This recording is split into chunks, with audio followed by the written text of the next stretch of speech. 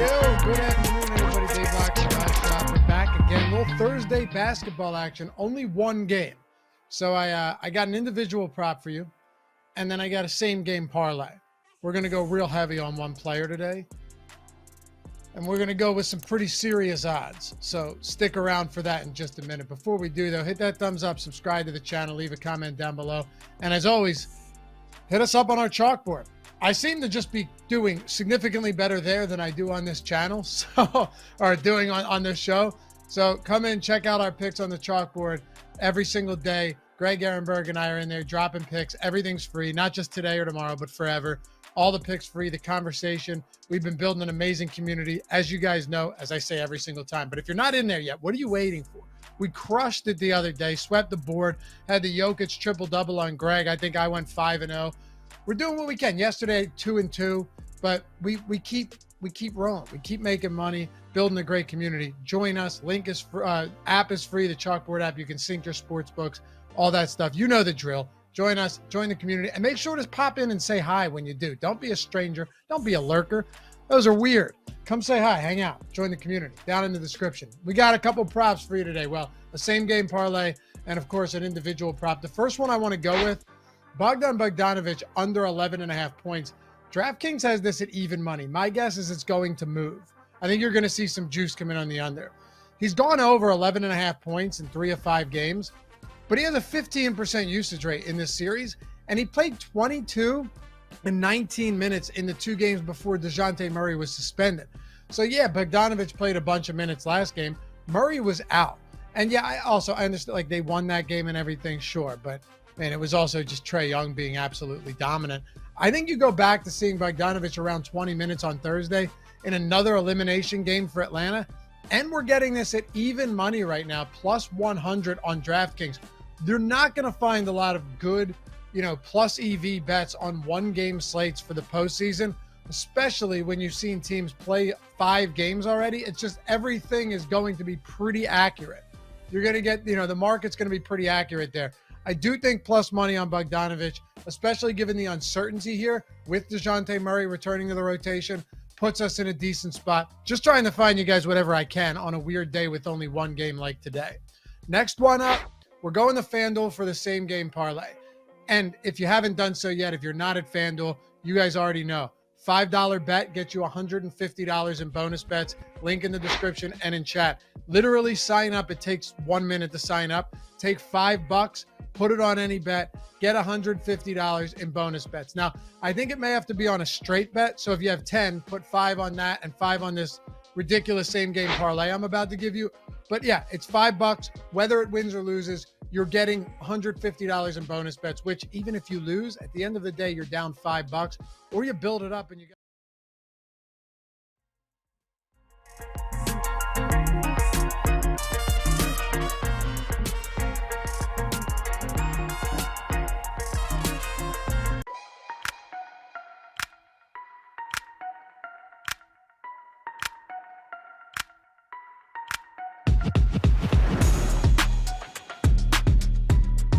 What is happening, everybody? And it is time for a Stochastic Sorare episode here. So we got Neil Orfield and myself, Neil the Flannel God, also the world's #1 XFL fan. He's wearing his XFL hat in no team on it, but I know that it's the Brahmas colors because I know Neil over there. He's got his Brahmas colored hat.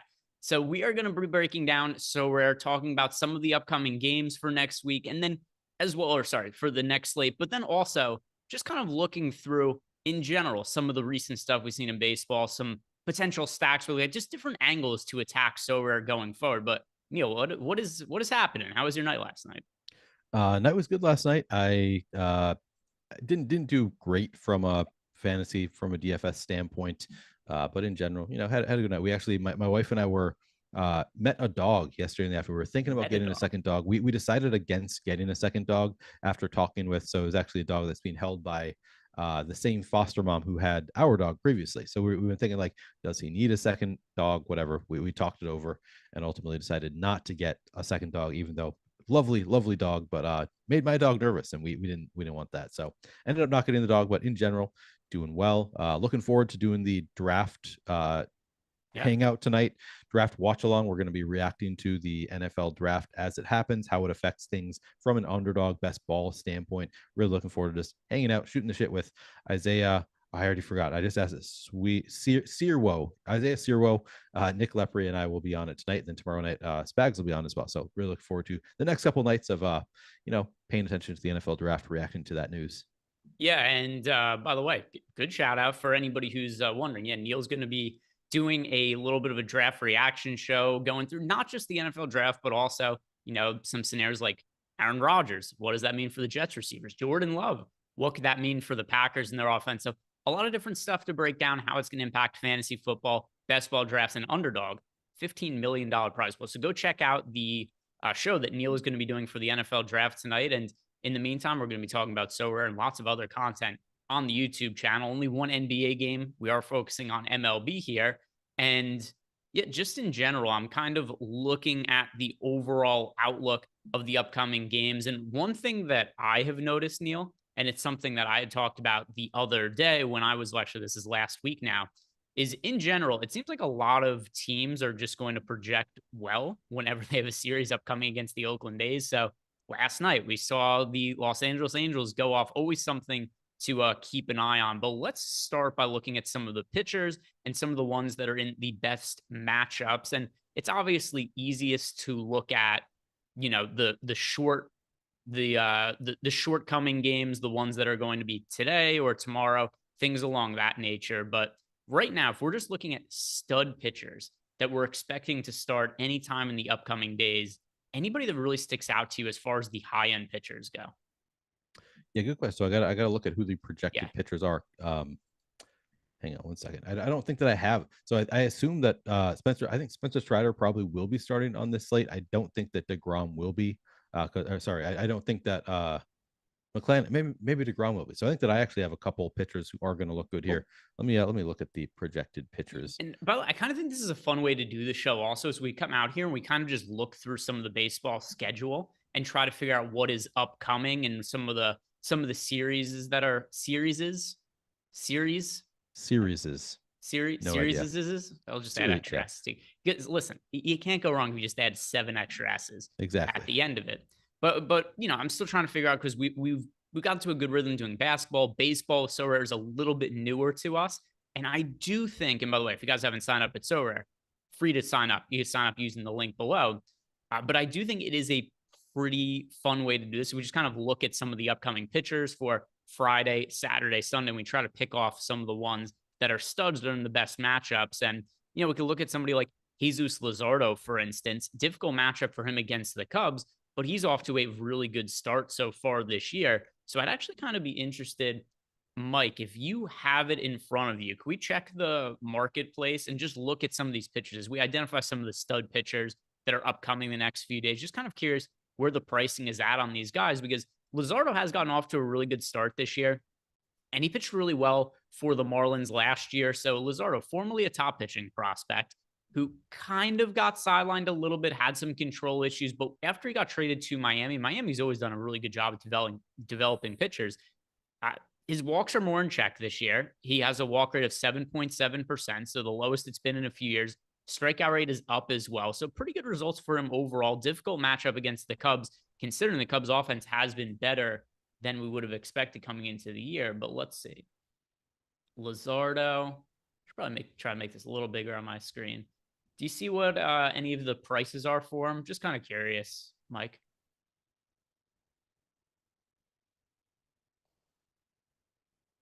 Yeah, so it looks like people are not really going that aggressively after Jesus Luzardo. And also, we have projections for Sorare over at stokastic.com. I'm going to throw these into the YouTube chat. And I think this is a pretty good barometer going forward. So just because of the nature of baseball schedules and how hard it could be to know what the lineups are, what relievers are going to be in or out, we have baseline projections in here for each player. And I do think this is pretty cool to look at, particularly because these cards, it's not for one day, it's not for one slate, it's for the entire season. And I do think this is a pretty good way to see, like, okay, what are the baseline projections for some of these players and how do they look at going forward? And Jesus Luzardo, we've projected for an average of 22.8 Sorare fantasy points per game. And then you look at some of the players who are around him. It's like Zach Gallen, Pablo Lopez. So I do think it's kind of interesting to see him there at $5 and upcoming matchup against the Cubs. How realistic do you think it is that he keeps up this level of success, at least from a fantasy standpoint where the strikeouts have been there? I mean, for $5, I'm willing to bet on it. I don't know exactly how likely it is to keep up this level of success, but if it's $5 for the card, that seems like a worthy investment to me.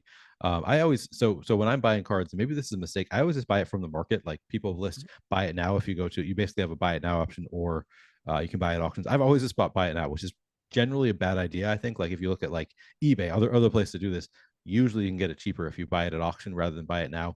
I'm impatient, so I just go to the buy it now. So I don't know what the buy it now price is, but if it is $5, sign me up for that with Luzardo. That seems like a worthy investment because he's going to have some matchups where I'm definitely going to be willing to play him.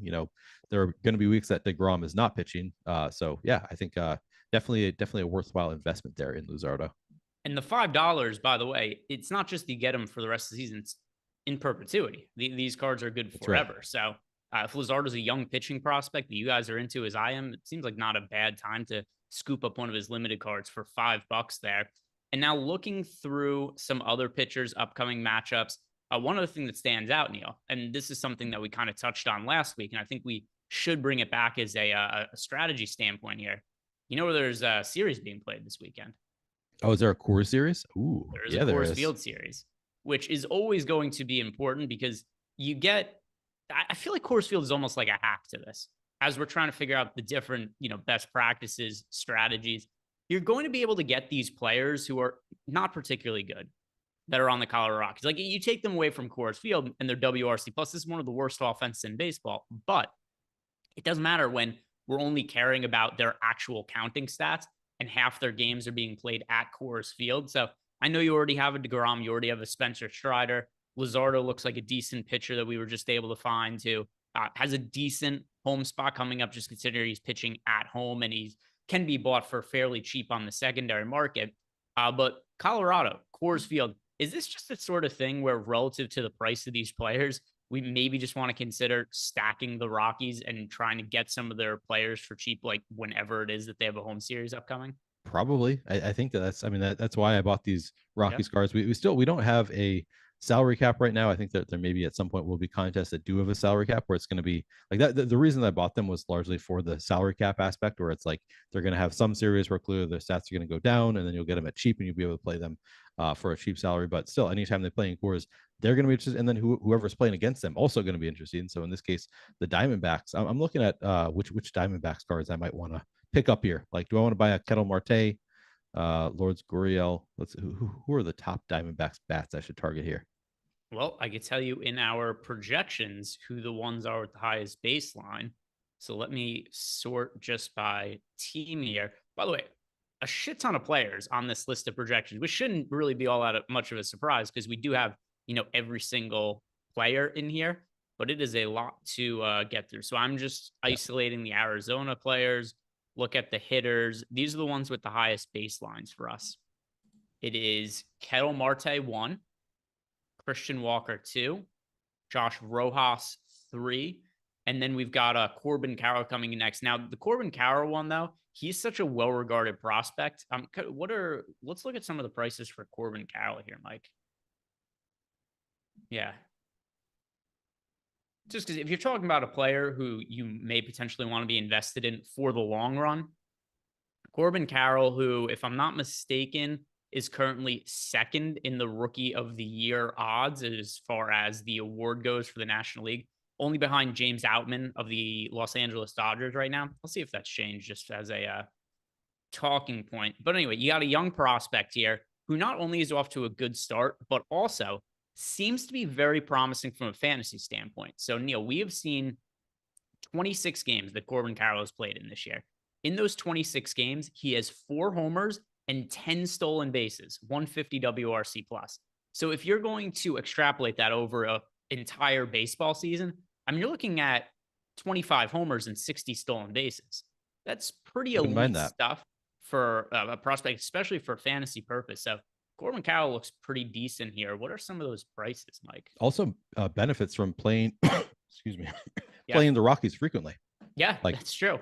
because Like, you're going to get, I don't remember exactly how many series it is teams play against each divisional team, but yeah, he is going to get a handful of Coors series. And then Arizona itself, when you get to the hot days of summer and the roof is open, it does play as a hitter friendly park. Not as extreme as it used to be before the humidor was involved, but still. I just Sorry, what bought was one. that? I just bought one, by the way. Oh, all right. So we go. uh, So if Mike's looking at the floor price, it's a little bit higher right now.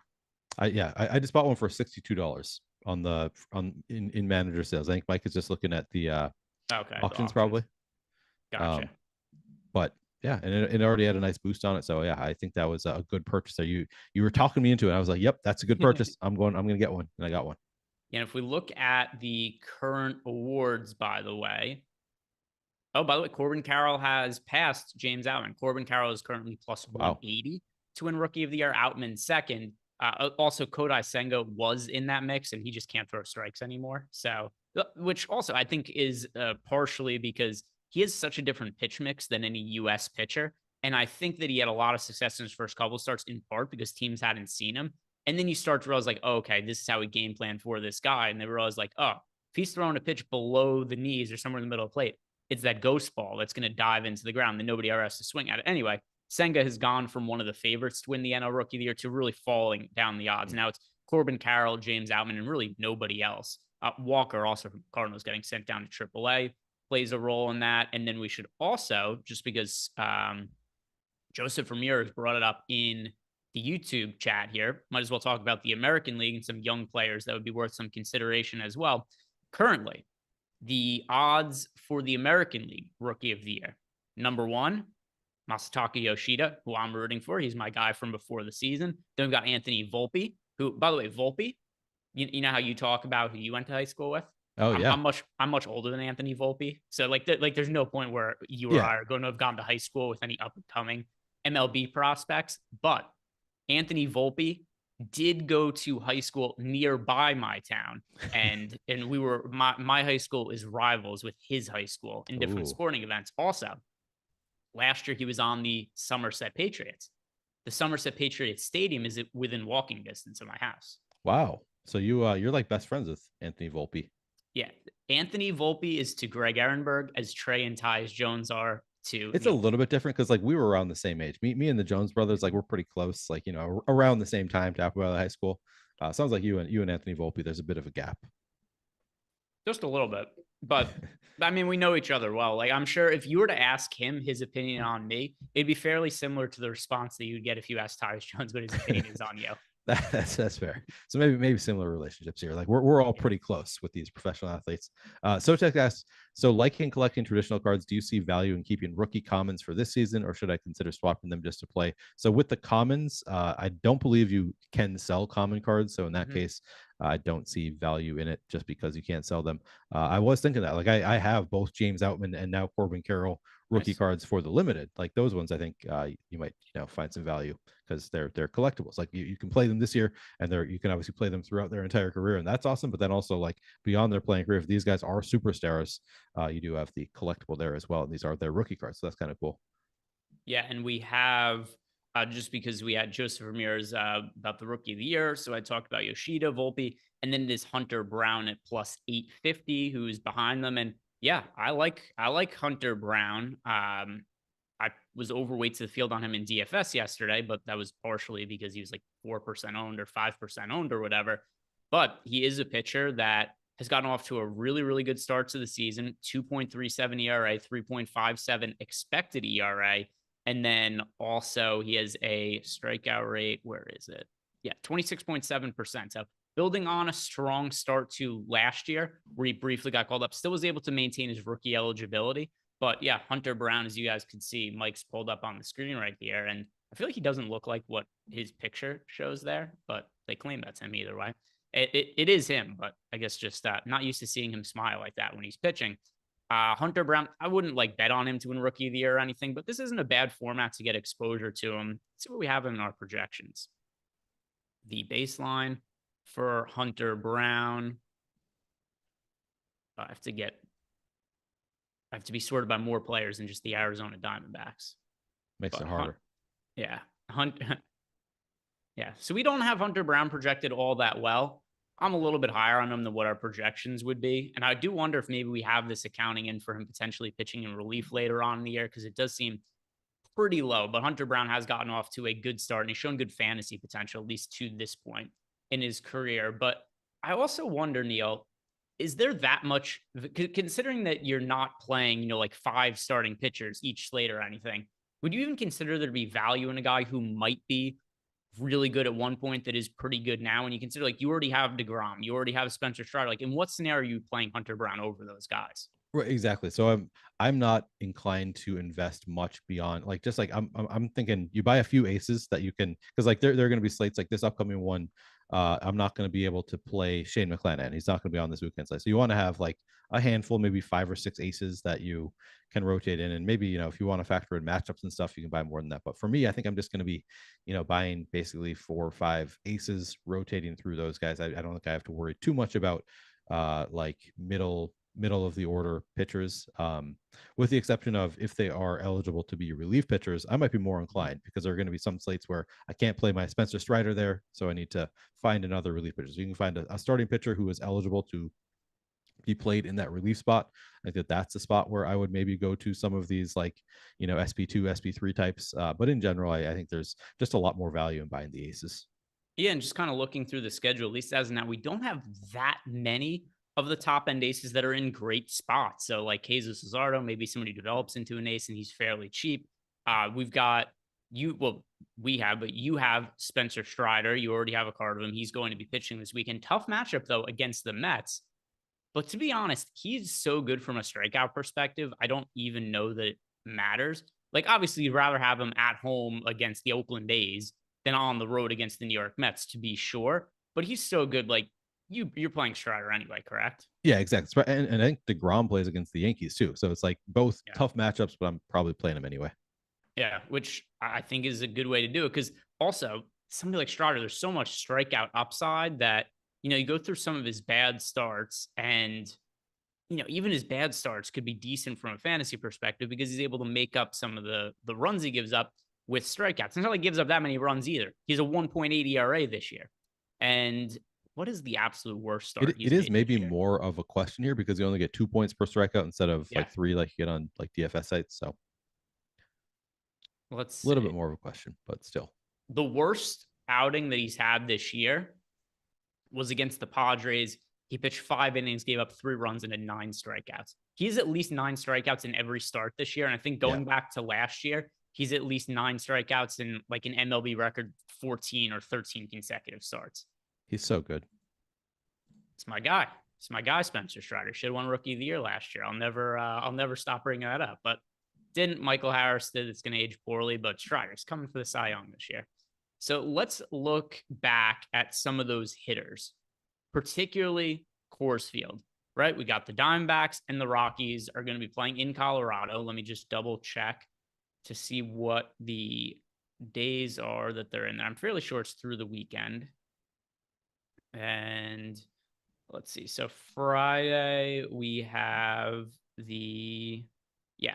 Diamondbacks and Rockies in Colorado, Kyle Freeland and Merrill Kelly on the mound. Then Saturday, it is going to be also in Colorado, and it is Davis against Henry as the pitchers. And then Sunday, please don't be on the main slate. Gomber and Nelson pitching on. I hate Coors Field slates. So anyway, we've got a handful of games upcoming at Coors Field. I think these are the guys you want to be playing, because obviously the Aaron Judge is going to be better than a lot of those Coors Field bats. But often if you look at our projections for like just normal slates where there's a Coors Field game, all the players there are just projecting so much better than everywhere else because of the Coors Field atmosphere. So with that in mind, I know you have some hitters from Coors Field. Anybody else do you think you're going to be targeting here, just looking at some of those Diamondbacks bats and Rockies bats, or anything else you're considering as far as that Coors Field game goes? Yeah, so I already went out and bought Corbin Carroll. I added a Kettle Marte and a Christian Walker. So those are the 3 that I'm targeting here. Austin Gomber, a lefty against Christian Walker. Christian Walker should be able to smash it. It's baseball, so you can't count on anything, but it's a good spot for Christian Walker going with the righty lefty against Austin Gomber in Coors Field. Sign me up for that. So I already bought some of these cards. Should we try to set a lineup here, Greg? Yeah, let's do it. Let's set a lineup, and that'll probably bring us to the end of the show. And if you guys haven't done it yet, like the video, subscribe to the YouTube channel, and yeah, Limited Pro. time to build out a lineup here. Limited Pro.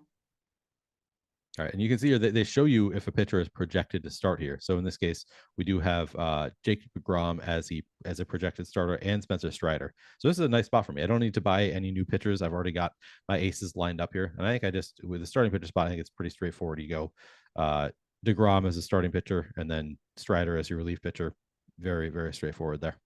All-time hack by Neil Orfield. Probably the sharpest thing I've seen him do in DFS. And it's even though you've won I a don't Millie do many Maker. sharp things. Yeah. You've won a Millie Maker, and I still consider buying a relief pitcher, Spencer Strider, finding one of those, the sharpest thing you've done. Yeah. No, I think it's unquestionably the sharpest thing I've done.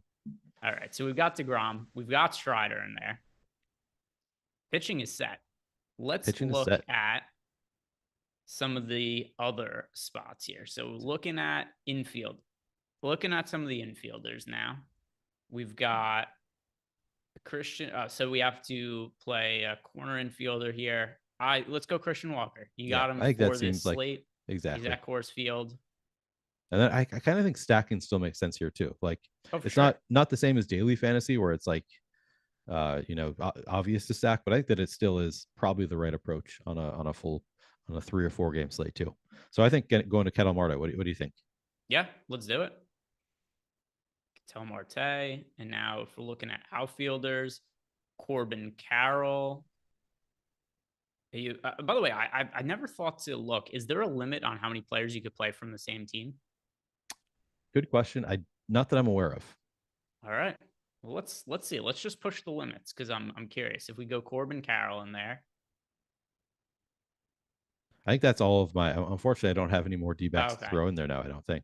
You do have Rockies bats though. I do. You got Chris Bryant. Yeah, Chris Bryant seems like a nice play here in Coors. Chris Bryant and Ryan McMahon. I remember you had Ryan McMahon. I'm happy. That sounds like a good stack here. Full Coors Field. I mean, can you imagine you play regular DFS this way? Hey, yeah, I've got a full Coors Field stack. With one all with the the best Rockies, pitchers. One with the opposing team, and then my pitchers are Strider and DeGrom for the slate. Easy game, right? Does feel like I'm cheating. Yeah, easy game. I think this is a great lineup. Let's see if we are able to submit it here. All right. Nice. All right. They allow it.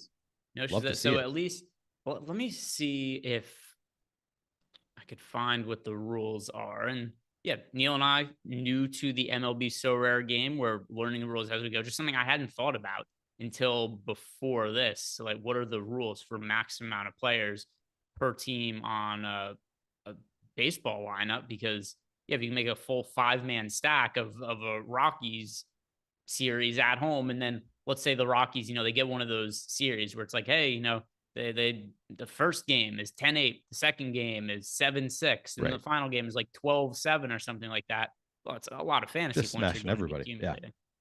Yeah. Sotex says, I'm looking to get a Strider like the one you have. That's a sharp move.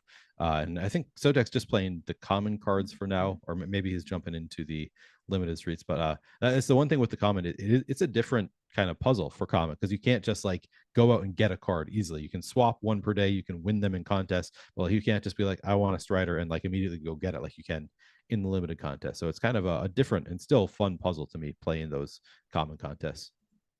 Yeah, what would have helped is because I tried to look up the rules and I'm on the NBA rule book right now, and it could be different there. So, yeah, let's do a swap. Let's see if I can get a Strider. That's aggressive. You like swap and get Strider. Wouldn't that be great? It would be easy. Definitely be easy.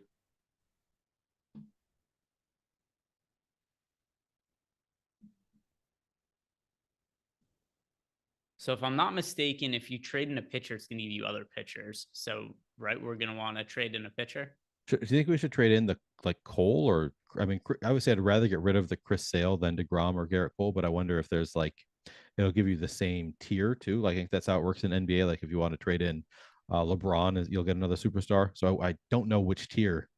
Well, I can tell you, I don't know what tier Chris Sale is in, I can tell you that it's way more likely that he's in too high of a tier than too low of a tier right now, because he is not the same guy anymore. No. Yeah. So, and you don't, by the way, you could click on a player to swap. If you don't like any of the players, you don't have to use the swap. So right. Yeah, let's do Chris Sale, because I don't know exactly what tier he's in, but there's a chance he's in too high of a tier. Let's do it. Let's give it a shot. All right. Relief pitcher. We have the option. Let's see. Select a pitcher to see. Yeah, let's do relief pitcher.